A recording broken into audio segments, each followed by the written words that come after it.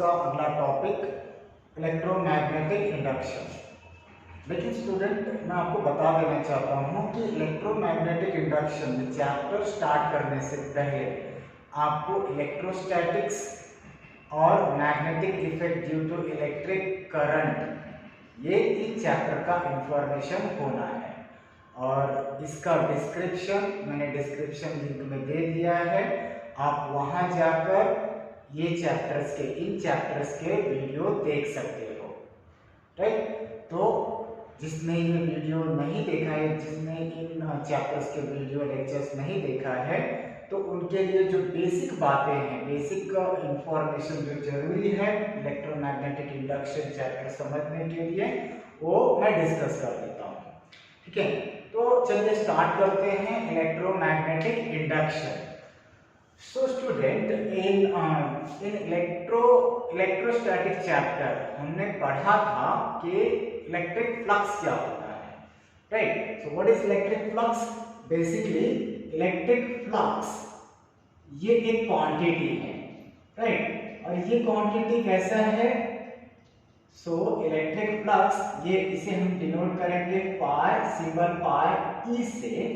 Right, और इसे हम डिफाइन करेंगे, कैसे डिफाइन करेंगे स्टूडेंट्स?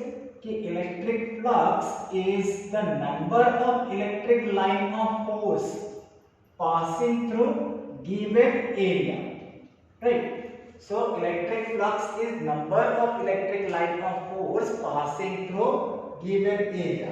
यहाँ पे पाई ई ये इलेक्ट्रिक फ्लक्स शो करता है, और सिंबल ई ये इलेक्ट्रिक फील्ड लाइंस को शो करता है। इलेक्ट्रिक फील्ड लाइंस बोल लीजिए या इलेक्ट्रिक लाइन ऑफ फोर्स बोल लीजिए, और ये दोनों ही रिफर करते हैं इलेक्ट्रिक फील्ड को। और यहाँ ए एरिया वेक्टर है। सो स्टूडेंट, यहाँ पे E डॉट ए मतलब electric field, electric line of force और एरिया वेक्टर का डॉट प्रोडक्ट है। ठीक, सो इसका मतलब यहाँ पे when we are taking a dot product of two vectors, तो क्या होता है? स्केलर। राइट, तो इसका मतलब इलेक्ट्रिक फील्ड और एरिया वेक्टर का डॉट प्रोडक्ट क्या बता रहा है? कि इलेक्ट्रिक फ्लक्स ये स्केलर क्वांटिटी है। ठीक, तो यहाँ पे अगर मैं बात कर रहा हूँ E डॉट ए, और इसी को अगर मैं मैग्नीट्यूड में लिखूंगा तो कैसे लिखूंगा? Magnitude of E, right, magnitude of A into cos theta. अब स्टूडेंट, ये थीटा क्या इंडिकेट कर रहा है? थीटा इंडिकेट कर रहा है कि ये थीटा एंगल है between electric line of force and area vector. तो चलिए समझ लेते हैं कि ये एंगल E और A के बीच में कैसे है। तो स्टूडेंट, यहां मैं बताना चाहूंगा कि इलेक्ट्रिक लाइन ऑफ फोर्स, जो इलेक्ट्रिक लाइन ऑफ फोर्स है वही इलेक्ट्रिक फील्ड भी है। ठीक है, तो इलेक्ट्रिक फ्लक्स का डेफिनेशन क्या हमने समझा कि number of electric line of force passing through given area. लेकिन ये जो इलेक्ट्रिक लाइन ऑफ फोर्स पास होगा, राइट, सो उसका डायरेक्शन और एरिया वेक्टर का डायरेक्शन कभी कभी सेम भी हो सकता है, कभी कभी कुछ एंगल बना सकता है। For example, suppose I am considering any body. Right, I am considering any body, और इस बॉडी पे मैंने कंसीडर किया कुछ charges. So there are number of charges distributed on this body. Right, और इसमें से मैंने कंसीडर कर लिया ये small area. So there is a small area, suppose there is a small area A. ठीक, so if I am considering a small area ए, तो student अब ये area vector, area is a vector quantity, तो इसका direction, area vector का direction कुछ ऐसे है। तो मे बी आप लोगों को कंफ्यूजन हो कि एरिया ये वेक्टर क्वांटिटी कैसे है। हमने तो एरिया स्केलर क्वांटिटी पढ़ा है, तो student area is a vector quantity. Let me explain this part. पहले ये डाउट क्लियर कर लेता हूं कि एरिया ये वेक्टर क्वांटिटी कैसे है। फॉर एग्जांपल, अगर मैं बात कर रहा हूं कि रेक्टेंगल, कंसीडर वन रेक्टेंगल। अब रेक्टेंगल का area, right, so rectangle, area of rectangle, consider area of rectangle. पहले हम एक रेक्टेंगल बना लेते हैं। Consider there is a rectangle P Q R S, right. तो अगर मैं बात कर रहा हूं कि पी क्यू आर एस कोई रेक्टेंगल है और इसका पी क्यू एक साइड है और पी एस दूसरा साइड है, right. So suppose I am considering the direction of P Q, मतलब पी क्यू वेक्टर इस डायरेक्शन में है और पी एस वेक्टर इस डायरेक्शन में है। अगर पी क्यू वेक्टर इस डायरेक्शन में है तो एस आर वेक्टर भी इसी डायरेक्शन में होगा और क्यू आर वेक्टर ये इस डायरेक्शन में होगा। क्यों होगा ऐसे? क्योंकि रेक्टेंगल का प्रॉपर्टी है कि उसके opposite sides are equal, right, opposite sides are equal and parallel. So अगर ये इक्वल है तो इसका मैग्नीट्यूड और डायरेक्शन दोनों सेम होना है। तो PQ और SR का मैग्नीट्यूड एंड डायरेक्शन दोनों सेम होना है। तो यहाँ अगर मैं बात कर रहा हूँ PQ और PS, ये दो साइड्स हैं, दो साइड्स इसके हैं रेक्टेंगल PQRS के। तो मुझे अब area of rectangle PQRS find out करना है। तो we know the right hand screw rule, right. So right hand screw rule के अकॉर्डिंग क्या होता है कि area of rectangle is nothing but the length cross breadth. चलिए मैं कंसीडर कर लेता हूं लेंथ PQ और क्रॉस QR, ठीक है। सो लेंथ PQ का डायरेक्शन क्या है? P से Q की तरफ, क्रॉस QR जो कि इसका ब्रेथ है। सो QR का डायरेक्शन किस तरफ से? Q से R की तरफ, ठीक है। तो कंसीडर कर लेते हैं P का direction, use your right hand, right. So right hand thumb rule और right hand screw rule, right. So right hand thumb rule से भी आप डायरेक्शन पता कर सकते हो। तो एरिया PQRS इसका जो डायरेक्शन है P से Q की तरफ, तो मैंने अपने पाम को स्ट्रेच किया डायरेक्शन ऑफ लेंथ की तरफ इनटू QR। तो इसे मैं फोल्ड कर लेता हूं, मल्टीप्लाई हो रहा है इसलिए इसे फोल्ड कर लेता हूं Q से R की तरफ, राइट। सो PQ into QR, right. QR ऊपर की तरफ है इसीलिए मल्टीप्लाई इनटू QR। तो जो थंब है that is the direction of area, right. So thumb है वो डायरेक्शन ऑफ एरिया है which is outside. So outside this plane PQ और QR ये एक प्लेन बना रहा है, राइट। सो ये एक प्लेन बना रहा है जिसका डायरेक्शन बोर्ड के बाहर की तरफ है। अगर ये अंदर की तरफ होगा तो मैं इसको क्रॉस से शो करूंगा। तो डायरेक्शन क्या है? आउटसाइड। इसका मतलब क्या हुआ? Outside the plane, right, outside the plane, ठीक। नाउ इफ हम से एरिया वेक्टर PQRS, इसका एरिया क्या हो सकता है? PQ cross QR। तो PQ क्रॉस QR का जो डायरेक्शन है किस तरफ है? आउटसाइड। और मैं कैसे कंसीडर कर सकता हूं? आई can also consider area vector PQRS। चलिए इसका डायरेक्शन देख लेते हैं। तो इसका डायरेक्शन मैं क्या कंसीडर करता हूं? PS से। I can also consider breadth cross length, so PS vector cross SR vector, right. अब PS vector cross SR vector इसका डायरेक्शन चेक करते हैं। तो PS vector cross SR vector inside the plane, ठीक है। तो अगर मैं ये वाला ब्रेथ PS इनटू SR करता हूं तो इसका डायरेक्शन क्या आएगा स्टूडेंट? इसका डायरेक्शन आएगा into the plane, into the plane। ठीक। सो अगर मैं बात कर रहा हूं PS vector cross SR vector, ठीक, PS vector cross SR vector, तो इसका डायरेक्शन आया इनसाइड द प्लेन। वैसे ही अगर मैं बात कर रहा हूं PQ vector cross QR vector, तो इसका डायरेक्शन आया आउटसाइड। तो यहाँ पे एरिया ये डायरेक्शन शो कर रहा है, ठीक है। एरिया का डायरेक्शन भी होता है देयर इज अ प्लेन। जब भी आप मैग्नीट्यूड में कंसीडर करते हो, राइट, जनरली आप एरिया फाइंड आउट करते हो सिर्फ मैग्नीट्यूड का, बट इसका डायरेक्शन तीसरे साइड्स की तरफ होता है। PQ is first side, QR is second side, और जो थर्ड साइड है परपेंडिकुलर होगा to this plane making by PQ and QR sides. Are you understand student? अरे भाई बोलते जाओ कि समझा या नहीं।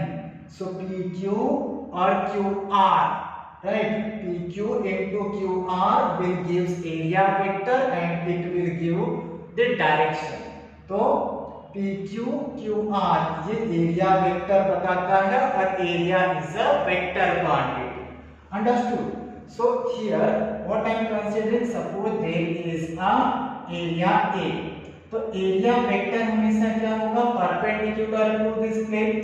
अरे भाई अगर मैं कंसीडर कर रहा हूं ये वाला स्मॉल एरिया A, तो इसके परपेंडिकुलर क्या होगा, इसके परपेंडिकुलर होगा एरिया वेक्टर, वही शो कर रहा हूं, राइट। तो if I am considering area vector, तो यहां पे अगर मैं बात कर रहा हूं ये जो चार्ज Q, ये प्लस चार्ज है, ये प्लस चार्ज क्या करेगा, इलेक्ट्रिक लाइन ऑफ फोर्स मतलब इलेक्ट्रिक फील्ड का डायरेक्शन बताएगा। तो what is a angle between the electric field and area vector, zero, right. But some time, ये तो एक पॉसिबल केस हो गया, राइट। दूसरा केस में कभी कभी क्या होगा, एरिया वेक्टर इस डायरेक्शन में होगा, और अगर मैं बात कर रहा हूं कि इलेक्ट्रिक फील्ड का डायरेक्शन ये हो सकता है, ये भी पॉसिबल होगा। सो इस केस में theta is not equal to 0, theta कुछ होगा 30 डिग्री, 40 डिग्री, 45 डिग्री, कुछ भी हो सकता है।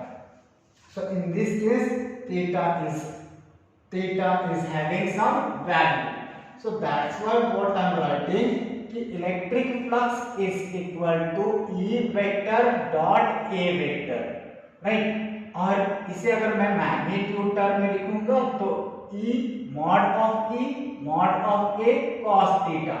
सो ये cos थीटा बहुत इंपॉर्टेंट है। सो स्टूडेंट एक बार देख लेते हैं डेफिनेशन ऑफ इलेक्ट्रिक फ्लक्स।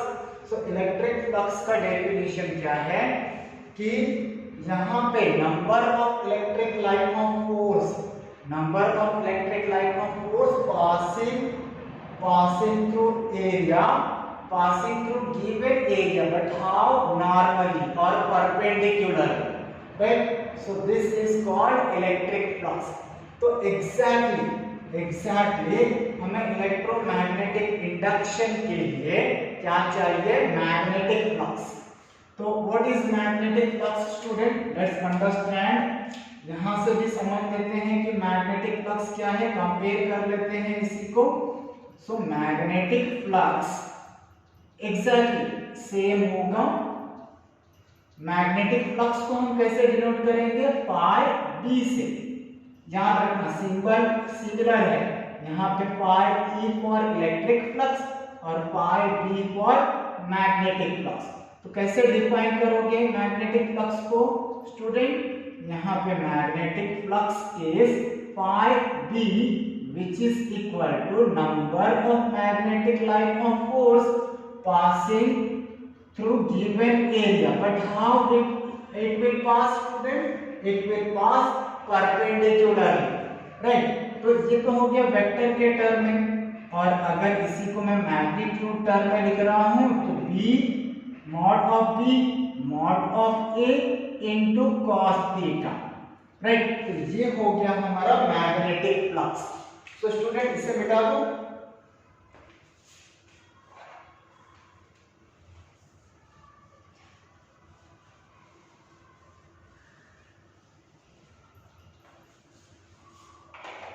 तो मैग्नेटिक फ्लक्स बहुत इंपॉर्टेंट है to understand electromagnetic induction, right. तो अब चलिए आगे बढ़ लेते हैं थोड़ा सा इलेक्ट्रोमैग्नेटिक इंडक्शन, राइट। सो यहाँ पे हमारा स्टार्ट हो जाता है मिस्टर फैराडे, राइट। सो फैराडे ने हमारा इलेक्ट्रिसिटी से रिलेटेड बहुत प्रॉब्लम्स को सॉल्व कर दिया, राइट। कैसे सॉल्व कर दिया स्टूडेंट? तो पहले जो करंट हम यूज करते थे, राइट, ये बहुत कॉस्टली था। क्यों कॉस्टली था? क्योंकि जो पहले हम इलेक्ट्रिसिटी यूज करते थे वो बैटरी से प्रोड्यूस होता था, राइट, जहां पे बहुत सारे लिमिटेशंस है। मैं सभी को डिस्क्राइब नहीं करता हूं, बट इतना समझ लीजिए कि जो बैटरी से करंट हम यूज करते थे उसमें बहुत सारे लिमिटेशंस थे, राइट। तो इसलिए करंट इलेक्ट्रिसिटी बहुत कॉस्टली हुआ करता था। फैराडे, राइट, मिस्टर फैराडे, इन्होंने हमारे लाइफ का बहुत बड़ा प्रॉब्लम सॉल्व कर दिया। सो he gave Faraday's first law and Faraday's second law of electromagnetic induction। और यहाँ पे क्या बता रहे हैं कि फैराडे ने बताया कि बिकॉज ऑफ मूवमेंट, राइट, अगर आप मूव करोगे, राइट, मूवमेंट करोगे, डांस करोगे या वॉक करोगे ऑन द फ्लोर, राइट, तो भी आप इलेक्ट्रिसिटी बना सकते हो, राइट। तो let's understand here Faraday's first law of electromagnetic induction. आप पूरा लिखिएगा, right. So Faraday's first law of electromagnetic induction. So let's understand what is Faraday's first law of electromagnetic induction। यहाँ पे मैं डेफिनेशन को स्टेट करूंगा, एक बार आप ध्यान से सुनिएगा और अपने नोटबुक में इसे लिखिएगा, राइट। सो यहाँ पे फैराडे ने first law of electromagnetic induction में क्या बताया? उन्होंने बताया कि whenever there is change in electric flux, माफ कीजिएगा, whenever there is change in magnetic flux, right. तो यहाँ पे हमने मैग्नेटिक फ्लक्स देखा। मैग्नेटिक फ्लक्स क्या है? Number of magnetic line of force passing through given area but how perpendicular. और यहाँ पे फैराडे क्या बता रहे हैं? Not about the magnetic flux, he is saying whenever there is change in magnetic flux, right. So magnetic flux में जब भी चेंज होगा तो ईएमएफ या करंट इंड्यूस्ड होगा, ठीक। तो see the definition, whenever there is change in magnetic flux associated with a coil, right, an EMF और current induces in the circuit, right? Again I am repeating my dear student कि whenever there is change in magnetic flux associated with the coil, EMF और current induces in the circuit, right? तो इसे समझ लेते हैं कि क्या उन्होंने बताना चाहा। कि suppose I am considering one coil, right? यहाँ पे आप कॉइल मतलब एक क्लोज लूप के लिए हो गया, राइट। सो अच्छा student, do you want that I should write Faraday's first law of electromagnetic induction? Okay, doesn't matter, I am writing that definition कि he was saying whenever there is a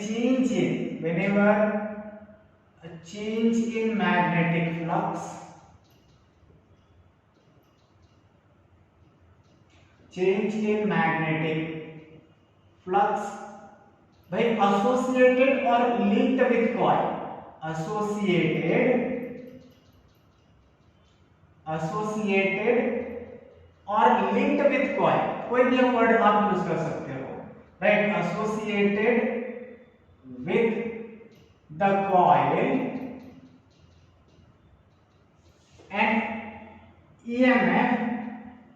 EMF और current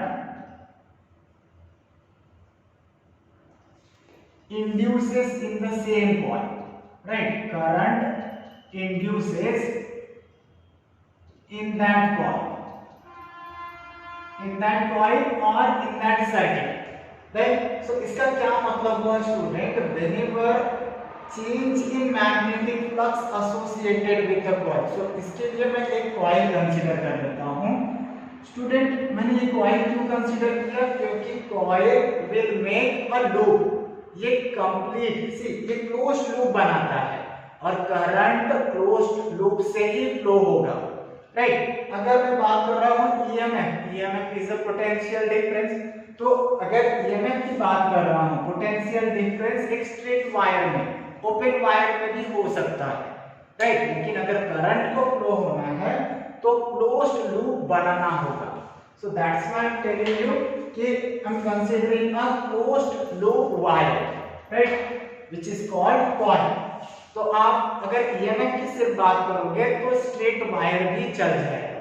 so my dear student, whenever change in magnetic flux associated with the coil, so इसके association में एक magnet consider कर लेते हैं, right? यहाँ पे इसके एसोसिएशन में एक मैग्नेट कंसीडर कर लेते हैं, राइट? ये मैग्नेट इससे इस कॉइल को एसोसिएट कर रहा है। Here there is north pole और साउथ पोल, और हमें पता है कि magnetic line of force north pole से निकल के साउथ पोल की तरफ जाता है। Outside the magnet, while inside the magnet it will start from south pole and end at north pole. So here what I am telling you student, magnetic line of force start from north pole and ends on south pole outside the magnet. तो यहाँ पे number of magnetic line of force निकल रहे हैं, ठीक है? सो यहाँ पे number of magnetic line of force निकल रहे हैं, right? So this is the direction of the magnetic line of force starting from north pole, और ये एंड हो रहे हैं साउथ पोल पे, राइट? ये एंड हो रहे हैं कहाँ स्टूडेंट? साउथ पोल पे। So see this is the direction of magnetic line of force. अब मैं क्या बोल रहा हूँ कि there is a coil, right? Suppose there is a coil 1। अब इस कॉइल से कितने magnetic line of force pass हो रहे हैं? There are 3 magnetic line of force, right? लेकिन अगर मैं बोल रहा हूं ये मैग्नेट अगर रेस्ट फॉर्म में, right, if this magnet is in rest form, तो क्या मैग्नेटिक लाइन ऑफ फोर्स में चेंज होगा? नहीं होगा, राइट? सो अगर चेंज नहीं होगा तो EMF डेवलप नहीं होगा, EMF इंड्यूस्ड नहीं होगा, right? So here the same thing Faraday was saying कि whenever there is change in magnetic flux, और ये change in magnetic flux कब होगा? जब मैग्नेट को हम मूव करेंगे। तो सपोज मैग्नेट अगर इस डायरेक्शन में मूव हो रहा है, ठीक है, तो see what will happen if it will move in this particular direction, तो number of magnetic line of force बढ़ेगा, राइट? जैसे जैसे ये क्लोजर आएगा तो what will happen, magnetic line of force यहाँ पे 3 हो रहा है इस टाइम पे, तो और यहाँ पे 4 मैग्नेटिक लाइन ऑफ फोर्सेस पास होना स्टार्ट हो जाएंगे। तो जैसे जैसे मैग्नेट क्लोजर आएगा, मूव होते जाएगा, magnetic line of force increase होगा, and if it will move away, so magnetic line of force will get decreases. So in Faraday's first law of electromagnetic induction, what he was saying? He was saying that whenever a change in magnetic flux, right, change in magnetic flux associated with the coil, and EMF or current induces in that coil. So current यहाँ बनेगा, right? I'm not showing the exact direction of current, but current यहाँ बनेगा, right? Because direction Faraday ने नहीं बताया था, वो lens ने बताया था, जो हम इसके बाद डिस्कस करेंगे। तो इसलिए डायरेक्शन को हम लेंस तक के लिए छोड़ देते हैं। अभी Faraday's first law of electromagnetic induction इसमें whenever there is change in magnetic flux associated with the coil and EMF or current induces in that coil. और सेकेंड लॉ, फैराडेज का सेकेंड लॉ क्या था? फैराडेज का second law है कि here Faraday's second law of electromagnetic induction, Faraday's second law of electromagnetic induction. चलिए ये भी देख लेते हैं कि फैराडे ने second law of electromagnetic induction क्या बताया था। सो व्हाट ही सेड कि here see in this first law what he said कि मैग्नेटिक फ्लक्स की वजह से, चेंज इन मैग्नेटिक फ्लक्स की वजह से, चेंज इन मैग्नेटिक फ्लक्स की वजह से करंट या ईएमएफ है। लेकिन वहां पे क्वेश्चन आ रहा है, peoples were asking to the Faraday कि क्या उल्टा भी पॉसिबल है? उल्टा मतलब क्या ईएमएफ की वजह से मैग्नेटिक फील्ड भी बन सकता है? सी चेंज इन मैग्नेटिक फ्लक्स मतलब here magnetic field, right, magnetic line of force passing through given area, मतलब मैग्नेटिक फ्लक्स है, चेंज इन मैग्नेटिक फ्लक्स है मतलब मैग्नेटिक फील्ड भी है, राइट। तो यहाँ पे मैग्नेटिक फील्ड की वजह से करंट या ईएमएफ बन रहा है। तो पीपल ने पूछा कि क्या करंट या ईएमएफ की वजह से भी मैग्नेटिक फील्ड बन सकता है? तो he said yes and he state his second law of EMI electromagnetic induction.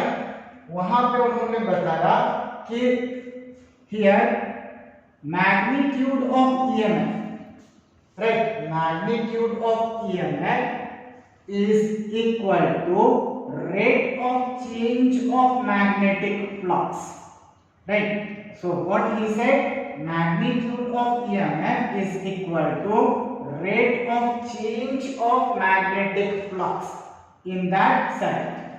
Are you understanding, student? Again I am repeating कि what he said कि magnitude of EMF is equal to rate of change of magnetic flux, right, rate of change of magnetic flux with that or in that circuit, right।